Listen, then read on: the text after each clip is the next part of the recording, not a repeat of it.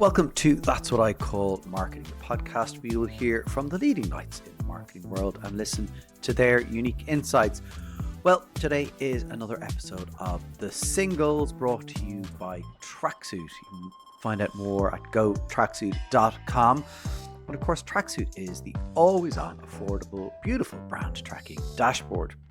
And yes, I said always on. What does that mean? Well, instead of having to wait around for once or twice a year dips to see how you are performing in your brand health metrics, well, Tracksuit allow you to track every single month. So at the start of every month, you get updated brand health tracking across the entire funnel, giving you real-time data and real-time access to understanding what's happening with your marketing campaigns and the impact it is having on your business. As you'll hear in today's episode, we talk about that if you are waiting 6 months after something has happened, like the example in Tylenol, it's a bit late to find out the impact on your brand health scores. So Tracksuit has come along, revolutionized the marketplace and given you monthly access. So as I say, you can go to gotracksuit.com and find out how Tracksuit can power your brand health. On to today's episode of The Singles, and as always, we are touching on the hottest topics in marketing at the moment. We are going to chat about OpenAI and Claude and their new creative and talk about the positions of those brands in the US particularly and what was behind them getting into working up creative for the first time, I guess. We also talk about Tylenol and the damage that potentially has been caused to that brand and explore how brand trust is such an important thing and can protect brands both when they do something wrong, but also when something happens to them, I think, as is the case here. And then finally, we talk about Stiller Soda and we look at a category we've looked at before, definitely becoming incredibly interesting and competitive category and where Ben Stiller is positioned in all of that. So let's get into today's episode with Dan and Jasper from Tracksuit. Dan and Jasper, great to see you back for another Singles. Hey, Connor. Listen, we've a lot to cover off as always and all the hot topics of marketing. Let's start with OpenAI, and they brought out a new brand campaign recently, like it's only in the last couple of weeks. Like when I saw it, I was first of all surprised. I didn't expect it. I was like, oh, that's interesting. Then when I looked at it, probably wildly disappointed, to be honest. I was like, I just didn't think it felt, I think they were trying to make something global and they, definitely were. And that often just lands in very vanilla territory. And I think that's what's happened. And I've seen they're out of home. To be fair, the out of home at least has some branding on it. But it's kind of interesting, did they need to do that? Was it that they were, just swimming in cash and got bored, wanted to do something? Or did they feel the brand did they feel they needed to build a brand for OpenAI? And that's the interesting thing, was that what investors were looking for? We have a strong brand. Well, you say that has logic. We have a strong brand, we'll attract more investment or, what? Yeah, anyway. What's your take? I was going to say, because it's interesting on that, because it feels like with the AI competitors, for a software product, they're almost not competing for product experience at the moment. It's still unlike most software tools where it is product, whereas this feels like they now need to differentiate from an experience point of view and how do they build emotional connection, as opposed to, people will just jump into their default OpenAI or Claude. I'm not sure how many people are going between the two to see which one am I getting a better product experience from. We're probably too early in the journey there's right at the early stage of the journey where you have to be like a mega tech adopter to be really testing the different models to see which one do I get a better output for. So as opposed to just appealing to the broader population, it's how do we build a brand, build some emotion and experience around it. I mean, we've been tracking the virtual assistant category for over 12 months, and it's been fascinating to see in terms of like early adoption, because I feel like although you see the coverage of AI in the news and the wild growth of OpenAI and its competitors, the category penetration in the US, to me at least, was still pretty surprising. There's 64% category penetration in adults in the US. So 6 out of 10 adults participating in that category, which to Yeah. me, I felt like that was kind of low for where we're at. It is interesting because it's more of, you don't make this like decisive effort of, okay, I'm going to use AI today. I'm going to go and Yeah. buy up for the first time. It kind of just like creeps into your habits over time. Yeah. But I mean, in terms of thinking about the two major competitors, Claude and ChatGPT, unsurprisingly, relatability is the biggest driver to consideration, trying to understand does this like relate for people like me? ChatGPT winning that race as you'd expect. And equally from an awareness perspective, ChatGPT has grown from 59% to 73% in the last 12 months, which is wild comparatively to Claude that's only grown from 5 to 11%. So ChatGPT is just like by far the category leader. And although their awareness has grown so significantly, Three's penetration has remained quite stable. It's interesting in terms of like adoption, it's high, but it isn't growing exponentially. It's actually the awareness for the incumbents within the categories is growing. So I think from a standing point, OpenAI really are dominating brand health within the virtual assistant or Gen AI category at the moment. And so the other thing as well is, there's the OpenAI name, there's the ChatGPT naming. Do you know what I mean? It's really, and then within that, there's all these kind of product names that show up as well. Like it is kind of interesting. It almost feels like and maybe this is what they were trying to get a grip on now, saying our brand is OpenAI. Yeah, I think so. I mean, I was reading a good article in The Drum with Mark Rootson where he calls out OpenAI. OpenAI has finally gone full Field and Burnett, and I think it's a huge moment really for OpenAI to be launching their first international brand campaign for the ChatGPT brand, and obviously that's across the US, the UK, and Ireland. And I think when you look at the campaign itself, it leads with human stories that show what OpenAI calls the everyday magic, of using ChatGPT.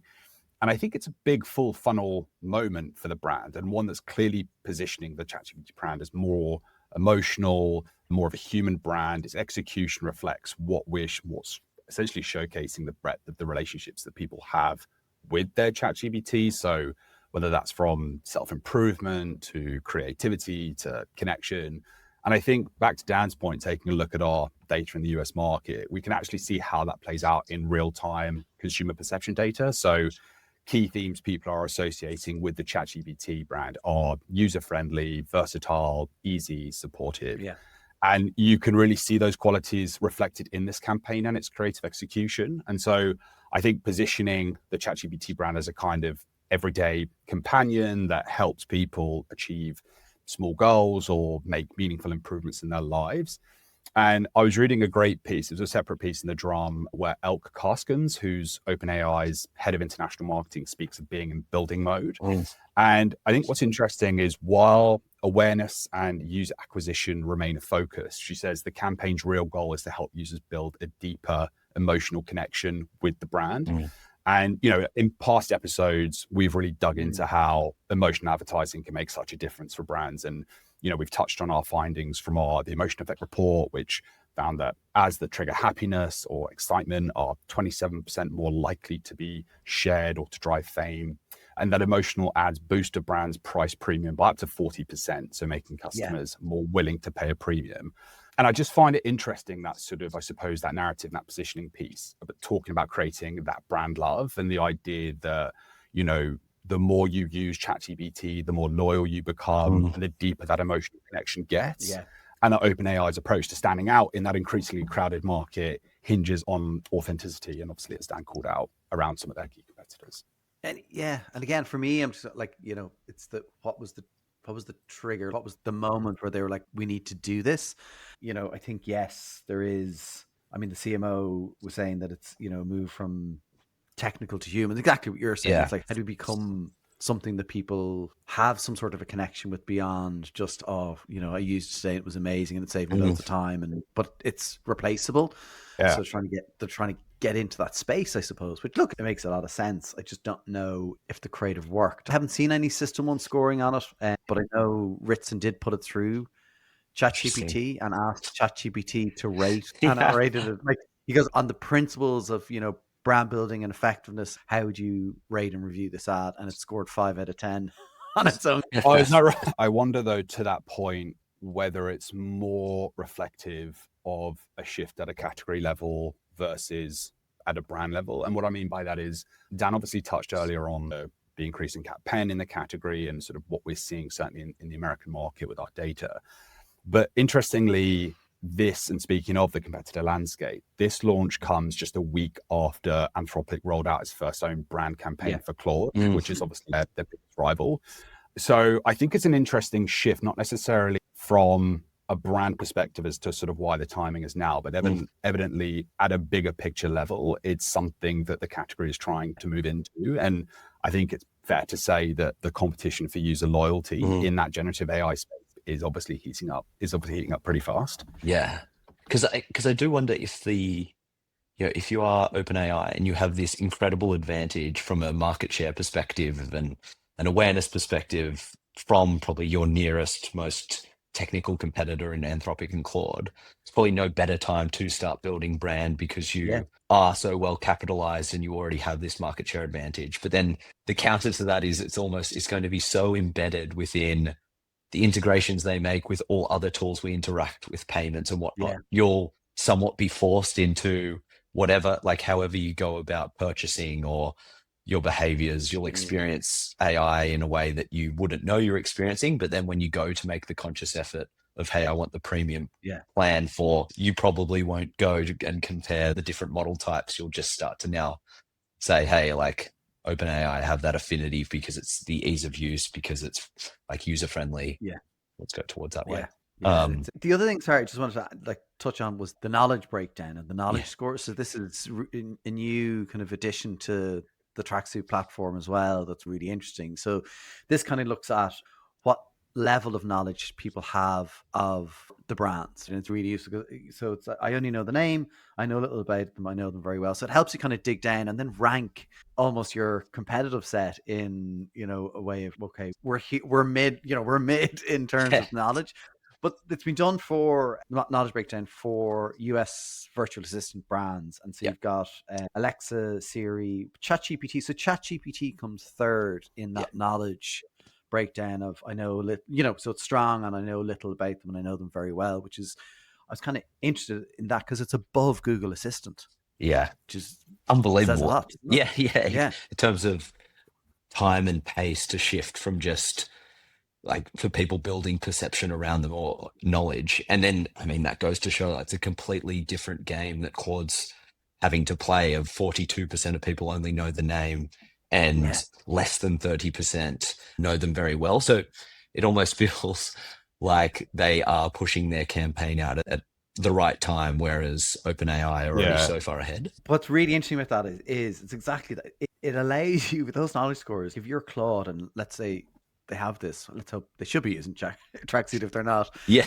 If you have this, it gives you very clear direction on the job to be done. Yeah. Which is a brilliant thing about I think the Tracksuit dashboard across lots of different areas of it. Look, again, these are fascinating space. Okay, we need to move on to our next topic, which was, oh my gosh, I'm sure they didn't see this one coming, but obviously Tylenol got dragged into this storm. Yeah, completely. I mean, if taste runs the FMCG category, healthcare is all about trust and reliability. And so this is absolutely not where you want to be in terms of press. And to your point, it's just for this to happen with such unsubstantiated claims, just how do you deal with something like this as a brand? And at least what we've seen is with Tylenol being such a heritage brand with so many decades of trust and support from consumers, like how do you navigate something like this is actually leaning on long-term brand health so that you can still essentially have that shield to any short-term reputational damage, especially if it's in a circumstance that you haven't driven yourself or it's not the outcome of some product fault of your own to break trust. Yeah, so I mean, Tylenol being the category leader in all the statements that all the perceptions that we know that drive consideration and drive purchasing within the category, they dominate across everything. It's, trust, they own 50% of the category. From that perspective, recommendations from professionals is a product for family use. They always have come out on top relative to the Advils and the rest. And it's been quite interesting to see how they've responded to this and previous PR disasters that have been thrown on them. There was a cyanide PR mishap in the 80s, and it seems the way that the brand has approached this has always been through and looking after like consumer health, of like genuinely showing concern, not going into bat, being defensive against their product. And it's been really interesting how they've come out off the back of this from a category point of view to hold their brand health within the category, and like really leaning on their brand health and the trust that they've accumulated over so many years within the category to push through what was, a PR shortfall. Yeah. And I do think, though, that this situation does raise quite an interesting question for marketers, which is, does being the category leading brand always mean a competitive advantage? Or can that category leadership also mean you're first in line for criticism? And I think, ultimately when it comes to healthcare, and as Dan's mentioned, I mean, this is fundamentally a category that is built on trust. People don't so much as trial healthcare brands the way they do snacks, shampoos, or other FMCG brands. They commit to them. And I think typically that comes through either a doctor's recommendation or word of mouth through family or friends, but still you've got that trust underpinning it. And I think once a brand earns a place in the household, whether it's in the medicine cabinet, it's quite hard to dislodge. And I think the flip side to that is also true, that once that trust is broken, it's a very difficult task to rebuild. And that's why brand behavior during moments of uncertainty, as Dan's just touched on, and not just moments of marketing, defines that longer term equity. And moments like this, navigating controversy, reveal how much equity has been banked over the decades, and serves as more evidence for the power of brand as not just being a long-term growth driver, but one of the most protective forms of insurance against crisis. And brands with a history of credibility can absorb those shocks, but those without it can crumble under the pressure. And I do think it just serves as a useful reminder that reputation is slow to earn, but it can be fast to spend. If you want to find out more about Tracksuit, go to gotracksuit.com and find out how they can be your affordable, always on brand tracking dashboard. Yeah, and the interesting thing that you said, Dan, this wasn't of their making. Yeah. So unlike other examples that you can think of, one of the ones obviously comes to mind for me is the Volkswagen, like the emissions scandal. And like that, you look at that and go, that probably should have ended that brand. But they built up such a strong brand over so many years. Trusted, loved, it had heritage, the Beetle from the 60s, all that kind of. And so they were able to weather that storm incredibly well. And, I think that brand is as strong now as it was in 2014 before that, if not stronger. It's an incredibly loved, trusted brand. But as you say, it had that high base almost to work off, right? And so it's the power of brand, isn't it? Completely. Completely. And I think we talk about like, how does a CFO think about brand, or how do you start to quantify where does brand come into the picture? And it always look at it from like a profit protection mechanism, from pricing power, or in downturn impacts share price movement less than those of smaller brands. But then I think this is another one, just like the insurance to believe that you could weather storms, especially as you grow within a category from mid-table to top of the category. Having brand equity allows you to protect longer term growth in the face of something that you might not be able to control, like the Tylenol example. Yeah. It actually is a wonderful kind of marketing case study almost of that power of brand, the power of building really trusted brands, and how you can. Because you never know where it's going to come from. As you and the other one, obviously, Pepsi made their own mistake with the Kendall Jenner ad. That was of their making. Volkswagen was of their making. But this wasn't of. And I think no matter which version of the story happens, things can happen for brands. And if you're a strong, trusted brand, you have a better chance of seeing it through and actually coming out the other side and continuing to build. Like, it's incredible. Yeah, completely. I also just think it also is an example that almost demonstrates the importance of ensuring that your brand health is being tracked and monitored to some degree, because particularly in these moments, as we've called out, brands can be at the mercy of, I suppose, sort of like unsolicited PR or crisis or what have you. And I think if you have the ability to have an always on read of your brand health and your brand performance, and to be able to pinpoint those moments that do sort of come out the blue sometimes, or that aren't forecast, or that haven't been built up to sort of be protected around, being able to demonstrate and capture the impact that can have on brand health, but also the ability to identify where you can look to focus your areas to rebuild if that has impacted any of your core metrics, also just goes to prove, I suppose, just the importance of ensuring that there is that ability to have an always on read of how your brand is performing. Yeah. If you're in a, let's say Tylenol, we're like, we do our dip in February. You're going to be a little bit late to the party on that one. Yeah. It'll be a stressful following January. And then being able to see one of the interesting things that we do talk about brand trust, I think probably in every episode, but it's so important. And it is a hard metric to move. Like it isn't a fast moving metric. And so knowing what are the things that have helped move it, and then if there's decay, being able to identify that, and even creating milestones around things you do as a brand that you have control over, and then tracking that and going, these are the milestones, and we're able to see impact across our metrics based on that is incredibly powerful. Yeah, absolutely. The next one, I'm going to be really honest, I didn't know about this. So Ben Stiller is in the soft drink category. Stiller soda. What's your favorite flavor?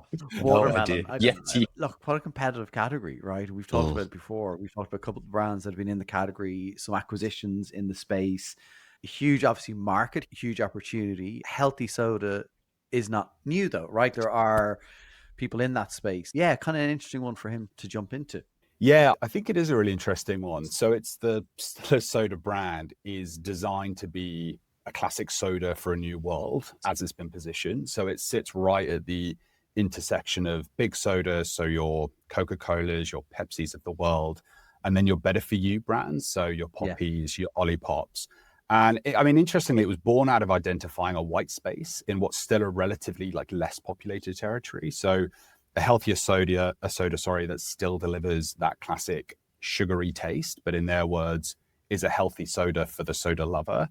And I think when we look at our US data across both of those categories, that opportunity really comes into focus. So soft drinks have an 85% category penetration. So that represents around 216 million Americans, compared to just 37% or approximately 94 million Americans in the better for you space. So that gap clearly identifies and highlights where that white space and growth potential for brands like Stiller Sodas sits. And I think what's particularly interesting is how fast that better for you space is already growing. So over the past 12 months, awareness across both of those key brands has surged. Poppies climbed over 20 percentage points from 45 to 66%, which equates to approximately 15 million more people aware of the brand. And Olipop has risen 15 percentage points from 38 to 53%. So those trajectories show just how quickly this space is evolving as consumer preferences shift. And interestingly, looking deeper at the demographic composition, Poppy and Olipop are showing higher awareness levels amongst women, with Poppy seeing about a 58% female awareness versus 51% who make up the category, and Olipop sitting at 60% female awareness versus the 51% who do make up the category. Not only is there this white space at a category level, but there's also this demographic gap, which suggests perhaps there's an untapped opportunity among male consumers. But that awareness shift is also showing up further down the funnel. So in the usage data, so again, looking at our data in the US, your category leading soda brands, so your Cokes, your Dr. Peppers, your Pepsis, they're seeing declines in claimed usage, while the better for you sodas continue to trend upwards, which is, ultimately one of the clearest signals yet that these newer players are starting to sort of erode the market share of those heritage giants. Yeah, and look, the numbers are massive, right? The gap though between the two categories is really interesting, and but also just how big the competitors are, right? And so the fact that even the Poppies and the Ollipops have kind of started to to erode away a little bit is really interesting. And you can see it. Like I know like Pepsi are very much focused on their zero sugar range. That's what they're front and center with that in their advertising. That's what they want to focus on. So really kind of trying to own that kind of, would you call it healthy space, I guess, but I don't know. Yeah, I mean it is interesting, and I think if you're looking at it almost sort of bigger picture, so across different categories, as you just mentioned, a lot of these heritage brands are, I suppose, somewhat pivoting focus on their zero lines or their sugar-free lines. And we touched on it much earlier in the single series, but it's also not too dissimilar to alcohol brands and how they're pivoting a lot of their focus to be on like the alcohol-free space. And you're seeing that showing up in sponsorship across a lot of different sporting events. So I think it is interesting how it is reflecting both, I think, what is a societal shift to be a little bit more health conscious and almost sort of looking to target and cater for that audience and that cohort, but then equally seeing how there is this middle ground. It's not quite a no man's land, but there is this space between how can you almost achieve that nostalgia, I suppose, for lack of a better word, of affinity with your heritage brands, but whilst also leaning into what the future might look like for those soda lovers. Yeah. And the big brands have shown such an appetite to acquire as well. If you can quickly grow an audience, quickly grow a following that is in the white space segment and can land taste and brand, it does seem, I mean, far from a safe bet, but at least there's like large category leaders that are willing to invest in you as a challenger. But yeah, it's interesting to see how someone creator navigates between going for a better for you category versus a non-alc beer category, for instance. And the other thing then as well is the interesting point, like that he's using his name, right? Yes. It's very so you look at other celeb products, like you've got Aviation Gin. It's not, Reynolds Gin, or like it's a lot of celebrity endorsements. What's the Rock's tequila? It's not called the Rock Tequila. Something like that. Yeah. God, I love a margarita. Yeah, it's a bit early, is it? Yeah, not over here. 5 p.m. Sunday. Yeah, but so he's leveraging not just his face, but it's actually the name, which in a way is probably quite distinctive to stand out, I guess, in store, which is probably what he's looking to do. Yeah, completely. And I think that's something that we have highlighted as well, isn't it? Those celebrity-backed, celebrity-led, celebrity-endorsed brands. And we have, I know, touched on Road Skin as another example previously with Hailey Bieber. Yeah. And, I think it's fascinating to ultimately, through a tracksuit lens, I suppose, like more monitor how that does impact brand health through the funnel. And obviously it's a huge asset, I suppose, for a lot of these brands, obviously, particularly if the brand has been founded by the celebrity, but in terms of achieving that top of funnel awareness piece and almost helping to sort of drive fame in that regard. But then it's an entirely separate job in of itself to then ensure that translates further down the funnel. And I think that's something that we touched on previously, which is achieving awareness is one thing, but it's an entirely different strategy and approach to ensure, though, that is then converting consumers through the funnel. And that's where, for example, like with product-based brands like this it's where your strategy has to ensure that the 4 Ps come into things and ensure that there's sort of alignment with how it is going to show up and execute in market, because some of these celebrity-backed brands that we are tracking, we're finding do outstanding when it comes to awareness performance. But actually, as you look further down the funnel, there's not quite that correlation yet, not quite that strength. And his one, it looks a bit like Sprite or 7-Up a little bit when you look at the can. So, so I don't know if that's intentional or, because again, you would think, is there not a category norm to disrupt there potentially? I don't know. I'm sure he knows what he's doing. Yeah. I was also going to say, I don't think we have it for this episode, but it'd be interesting to see how the category skews from an age perspective as well. And whether I say Ben like he's a friend, but whether he's positioning for, if you think of Olipop, and it's very targeted towards younger demographic of women, where does, I guess, him as a celebrity and his brand image tie back to from a yeah, I mean, a category age skew. Yeah, Yeah. I mean, I still love his films, it but would be really interesting to yeah, know, because I would imagine, again, don't know, his yeah, fan base mightn't be yeah, younger yeah, demographics necessarily. yeah, But yeah, exactly. Same there. yeah, it's not. Yeah. Anyway, Um, we should look at that. yeah, It is. Sorry, it's interesting 'cause you touched there on something that's kind of been on my mind for kind of as we get to the end of the year, and maybe as we hit our December episode. We've looked at a lot of brands throughout the year, and we've talked a bit, like we've always talked about kind of the moment that they're in, and something has happened and it's been really relevant. And it might be interesting for us to take a bit of a look back and see some of yeah, the brands we've talked about, what we've seen change in their journey as we kind of get to the end of the year. And again, some of them, like this, it'll be too new, but maybe some of the stuff we looked at it earlier in the year could be kind of interesting just to see how the tracksuit data is showing things have changed one way or the other for some of these brands. Could be, I'd find it that's a great interesting. idea. Yeah, we should definitely do Definitely. that. Let's Yeah. do that. That'd be Yeah. cool. Yeah. I love that idea. Yeah.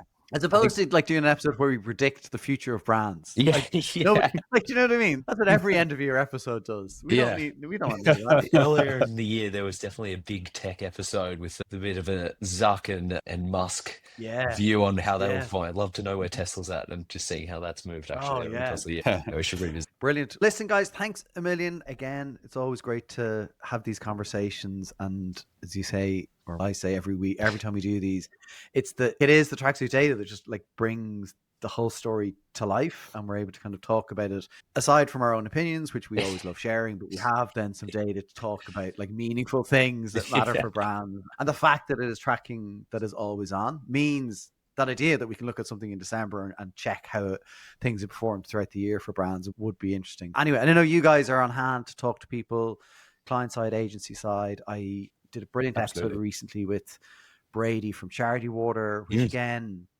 goes to show like this is a platform, because you've made it affordable. It's not for just big brands that had, could afford the 6-figure sum. So it's available to brands of all sizes that yeah, are consumer facing. Brilliant. Listen, yeah. thanks. Great to see you both. Thanks, Connor. Cheers.